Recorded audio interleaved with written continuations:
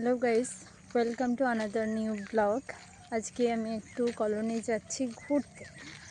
So কলোনিতে গিয়ে আমরা বেসিক্যালি যেটা করি রোজ প্রায় প্রত্যেকটা উইকেন্ডেতে আমরা যাওয়ার চেষ্টা করি। আর আজকে যেহেতু সানডে, তাই সানডেতে আমি আর বোনাদি দুজন মিলে কলোনি যাচ্ছি। আর কলোনিতে গিয়ে আজকে আমরা চা খাবো। আর চাটা, এই যে ওয়েদার, এত সুন্দর যে মেঘলা ওয়েদারটা যেটা দেখতে পাচ্ছ, এই ওয়েদারে যদি চা না খাই কী করব।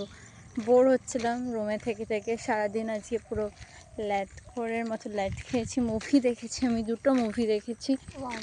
আর চলো কলোনি গিয়ে দেখা হচ্ছে।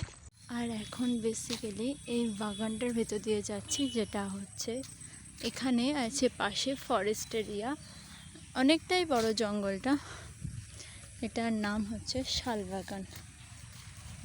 আর এখানে পাখিদের ডাক।